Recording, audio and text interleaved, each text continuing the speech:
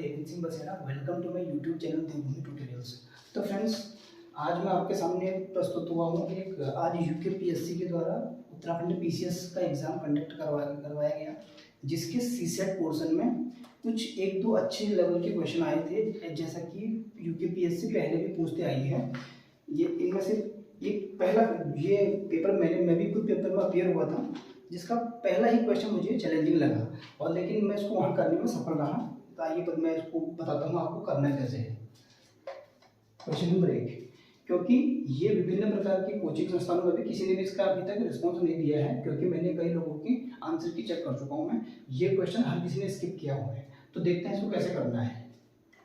Question है 3, 4, 9, 26, 69 दो series दे रखी है। एक सीरीज ये है प्लस दूसरी सीरीज क्या है 5, 6, A, B, C, D। अब इसमें कह रहा है find the value of D।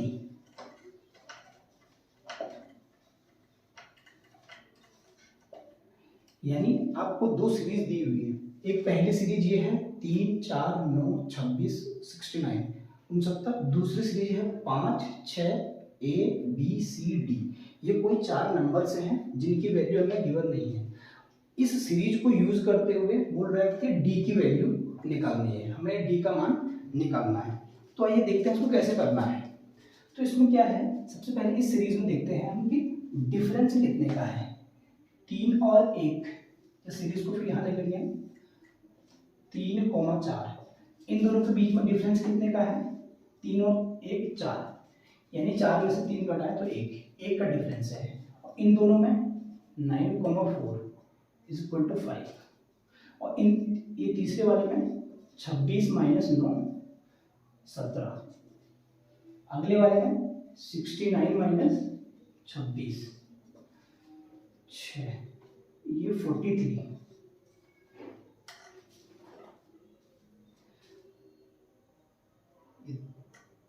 ये आएगा 43। अब ये कह रहा है, अब इनमें हमें देखना है कि कोई ना कोई क्या कोई ऐसा जुगाड़ फिट हो रहा है इसमें कि जो इन सीरीज को फॉलो कर सके आगे।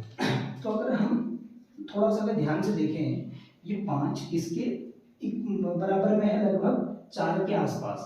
4 जो है हमारा एक स्क्वायर नंबर है। सेम में 17 क्या है 16 स्क्वायर नंबर है हमारा, उसके आसपास है। तो इसको देखने के लिए काम करेंगे हम। अगर मैं 0 ये चाहिए 0 का क्यूब प्लस 1 का स्क्वायर। अगर मैं सीरीज पूरी फॉलो कैसे हो रही है 0, सबसे पहले 0 का क्यूब करना है और ये 1 जो है 1 का स्क्वायर कर देना है, तो 1 आ जाएगा। 0 का क्यूब 0, 1 का स्क्वायर 1 होता है, तो 0 का क्यूब 0 प्लस 1 इक्वल टू 1। और दूसरा क्या है ये 5 को लिखने के लिए अब 0 और 1 हो गया, सीरीज चलेगी। अब 1 का स्क्वायर 1 का क्यूब प्लस 2 का स्क्वायर, यानी 1 का क्यूब कितना होता है, 1 को 3 बार मल्टीप्लाई करेंगे तो 1 ही आएगा। 2 का स्क्वायर यानी 2 गुणा 2 4, तो कितना आ जाएगा 5, जो कि हमें ये फॉलो करता हुआ दिखाई दे रहा है। इसका नेक्स्ट टर्म क्या है हमारा 17। तो 17 को कैसे लिख सकते हैं 0 का क्यूब 1 का क्यूब अब 2 का क्यूब। ऐसे 2 का क्यूब सीरीज कैसे चल रही है 0 का क्यूब 1 का क्यूब 2 का क्यूब, और साइमल्टेनियसली यहाँ पे 1 का स्क्वायर 2 का स्क्वायर, अब अगला 3 का स्क्वायर प्लस 3 का स्क्वायर। 2 का क्यूब मतलब 2 को 3 बार मल्टीप्लाई करना है, 2 गुना 2 गुना 2 यानी 2 दूना 4, 4 दूना 8, ये 8 आ गया। 3 का स्क्वायर मतलब 3 मल्टीप्लाई बाय 3 को 2 बार मल्टीप्लाई करना है, 3 किया 9 यानी 9 8 17। ये भी सेटिस्फाई हो गया हमारा। चौथा हमारा आता 43, जो 69 और 26 का जो डिफरेंस है इनके बीच का अंतर ये 43 है। तो ये 43 को लिखने के लिए क्या था 0 का क्यूब 1 का क्यूब 2 का क्यूब अब 3 का क्यूब प्लस यहाँ पे क्या था 1 का स्क्वायर 2 का स्क्वायर 3 का स्क्वायर अब 4 का स्क्वायर आ जाएगा। यानी 3 का क्यूब मतलब 3 को 3 बार मल्टीप्लाई 3 इंटू 3 इंटू 3, 3 3 9 9 3 27, यानी 27 प्लस 4 का स्क्वायर यानी 4 इंटू 4 यानी 4 चौको 16। तो 27 में 16 ऐड किया तो 43 आ जाएगा। अब नेक्स्ट इसका पहले हम क्या निकालेंगे, अगला पद। इसका अगला पद क्या होगा? अगला पद निकालने के लिए क्या, 0 का क्यूब, 1 का क्यूब, 2 का क्यूब, 3 का क्यूब। अब नेक्स्ट क्या आएगा, 4 का क्यूब और प्लस में ये 1 का स्क्वायर था, ये 2 का स्क्वायर, ये 3 का स्क्वायर, ये 4 का स्क्वायर, ये 5 का स्क्वायर आएगा। तो 4 का क्यूब 4 गुना 4 गुना 4 यानी 4 को 3 बार मल्टीप्लाई करेंगे, 4 गुना 4 गुना 4, 4 चौको 16, 16 चौको 64। सेम 5 का स्क्वायर मतलब 5 को 2 बार यानी 5 गुना 5 का बचा 25। तो ये इनको ऐड करके आ गया 5 4 9 6 2 8 89 यानी 89। यानी इसका मतलब ये है, ये और इसका जो अगला वाला पद होगा उनके बीच का अंतर है 89 का अंतर। इसका मतलब जो अगला पद होगा मेरा ये 69 में, ये 69 में अगर मैं 89 जोड़ूंगा, ऐड करूंगा तो अगला पद आएगा यानी 9 दूना 18, 8 से 14 1 15 यानी अगला पद यहाँ पर क्या होगा मेरा 158। जैसे 3 4 9 26 69 और इसके बाद 158 आएगा।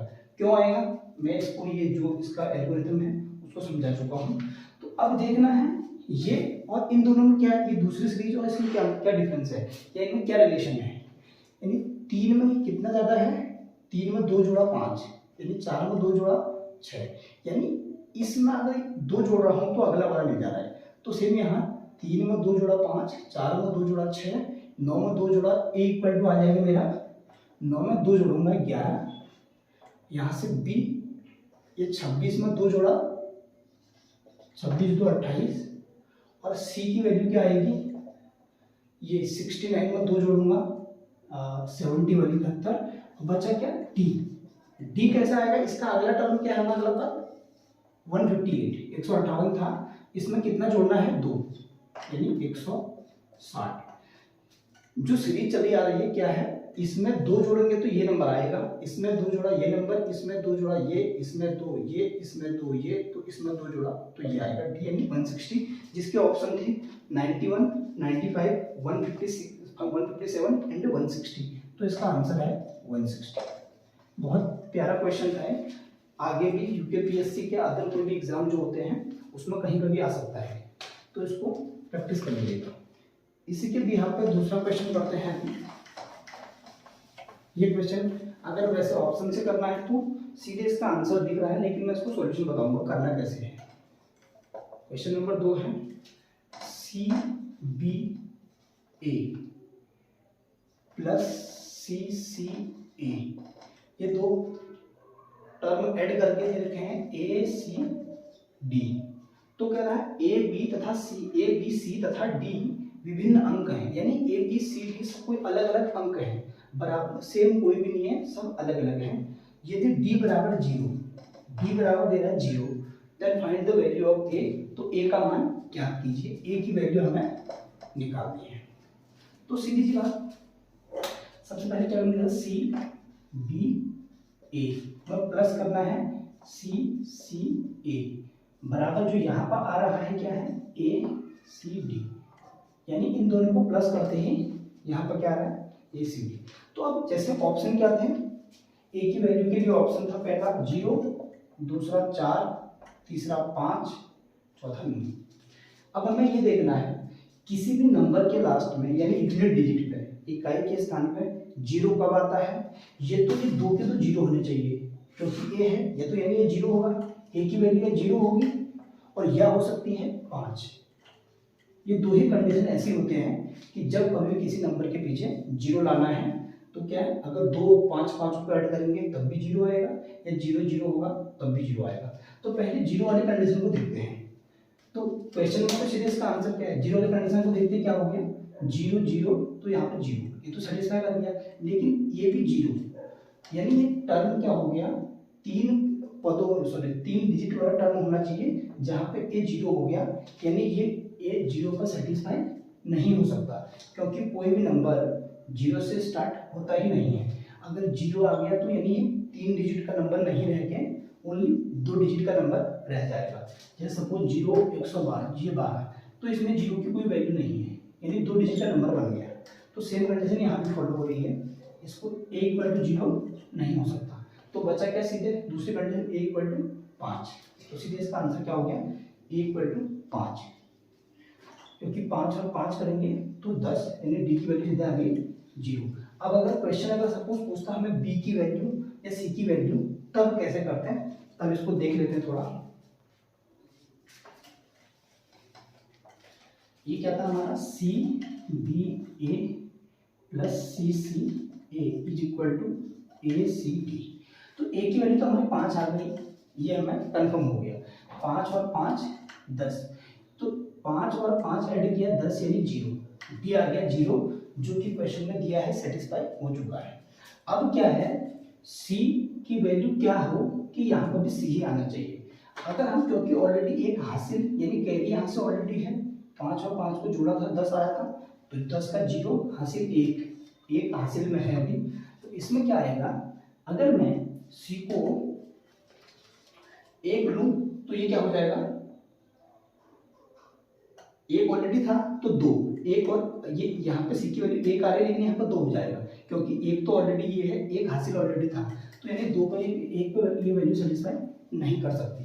अगर सी को मैं 2 ले लूँ, सी बराबर 2 ले लूँ, और बी को मुझे उस केस में क्या लेना पड़ेगा 0, तो तब भी सेटिस्फाई नहीं कर पाएगा क्योंकि 2 और बी की वैल्यू 0 लिया, तो यहाँ 2 ही आना चाहिए, जबकि एक हासिल है, तो 2 और 1 3, तो यहाँ पर 3 आएगा, ये भी सेटिस्फाई नहीं है। तो अगर ये वैल्यू हम चेक करते रहेंगे तो 9 अगर मैं बी को 9 रख दूं, बी बराबर 9 रखते ही क्या आ जाएगा, ये 9 आ गया और एक हासिल ऑलरेडी था, क्या हो गया 10। अगर b को मैं 2 ले लूं यहाँ पे इस केस में 2, तो ये क्या हो जाएगा 9 और एक हासिल था 10, 10 और 2 12, और 12 का यहाँ पर 2, यानी ये सेटिस्फाई हो गया। 2 यहाँ पर भी आ गया, 2 यहाँ पर भी आ गया, यानी 10 2 12 हो गया, 12 का 2 हासिल 1, तो यहाँ 2 और ये 2 4 हो गया, एक हासिल था 5, यानी इक्वल टू 5, ये हमारा सेटिस्फाई हो चुका है। a इक्वल टू 5 में b बराबर क्या रखा हमने 9 रखते ही एक यहाँ से हासिल था 10 हो गया, तो c की वैल्यू कितनी रखनी पड़ेगी कि यहाँ और यहाँ सेम आ जाए, 2 रख लेते हैं क्योंकि 10 और 2 12 होता है, 12 का 2 ये 12 2 यहाँ रख लिया तो 12 का 2, तो वैल्यू मैच कर गई। हासिल रखो 1, 2 और 2 4 और एक हासिल था 5 हो गया, तो इसकी वैल्यू 5, जो कि यहाँ से सेटिस्फाई हो चुकी है। और एक इसी में एक तीसरा क्वेश्चन और है थोड़ा सा, तो बाकी सिंपल सा था, पेपर में ऐसा कोई क्वेश्चन है नहीं जो दिक्कत पैदा कर सकता है, वहाँ पर सिंपल से है। क्वेश्चन है 38 प्लस 15 इक्वल टू 60, यानी 38 प्लस 15 बराबर 66। दूसरा है 29 प्लस 36 बराबर 99। तो फाइंड, तो कह रहा है ये 38 में 15 ऐड किया तो 66 होता है, 29 में 36 ऐड किया तो 99 होता है। तो ऐसे में क्या निकालना है, कह रहा है फाइंड 82 प्लस 44, इनको ऐड करके कितना आएगा। इसके ऑप्शंस हैं 77, 88, 80 और 94। कई सारे बच्चे ऐसे देखते हैं क्या करेंगे, क्योंकि गिवन के मल्टीप्लाई है, 11 का मल्टीप्लाई 11 छक्का 66, 91 99, तो यहाँ भी 77 और 88 है, इन दोनों में से किसी एक को मार के आ जाएंगे तुक्का लगा के। तो ऐसे करना कुछ नहीं है इसमें क्या था, अगर ये 38 को मैं 3 प्लस 8 इन दोनों को जोड़ दूँ 11, और सेम 15 में 1 प्लस 5 को जोड़ दूँ 5 1 6। अब क्या करना है, इसकी जगह पे क्या आ गया 11 और इसकी जगह पे क्या आ गया 6। अब इन दोनों को गुणा कर देना है। सबसे पहले क्या करना है, इन दोनों को जोड़ना है, इसको जोड़ा और इसको जोड़ा, जो जो वैल्यू आएगी उनको गुणा कर देना है। 8 3 11, 5 1 6, यानी 11 गुणा 6 66। सेम इसमें 29 प्लस 36, 29 में 9 और 2 11 और 6 3 9 और इन दोनों को गुणा कर दिया, 11 9 99, ये इसका आंसर। तो इसी के बिहार पर इसको करना है हमें 82 प्लस 44। तो इसमें क्या हो गया 8 और 2 8 प्लस 2 यानी 10 और यहाँ 4 और 4 8, इन दोनों को अब क्या करना है गुणा, तो 10 8 80, ये इसका आंसर। तो ऑप्शन नंबर सी 80 जो है इसका करेक्ट आंसर आएगा। क्योंकि मैं खुद ही एग्जाम देने बैठा हुआ था, इसमें कोई भी ऐसा चैलेंजिंग क्वेश्चन लगा नहीं मेरे को अब, क्योंकि मैं इसको खुद 2 घंटे का पेपर था, 1.5 घंटे में लगभग मैं पूरे 100 के 100 क्वेश्चन अटेम्प्ट कर चुका था लगभग। इसमें 99% एक्यूरेसी के साथ, कोई भी गलती होने की संभावना ना के बराबर है इसमें। अब इसके बाद अगर देखता हूँ अगर कोई ऐसा क्वेश्चन मिलता है जो मुझे बताना चाहिए या अगर आंसर की मुझे देने की जरूरत पड़ेगी तो मैं दे दूंगा इसमें, क्योंकि ऑलरेडी किए हुए सारे क्वेश्चन किए हुए हैं मेरे। तो अगर कोई इसमें और अच्छा दिखता है मेरे को तो मैं अगले वाले लेक्चर में आपको बता दूंगा। अभी के लिए थैंक यू।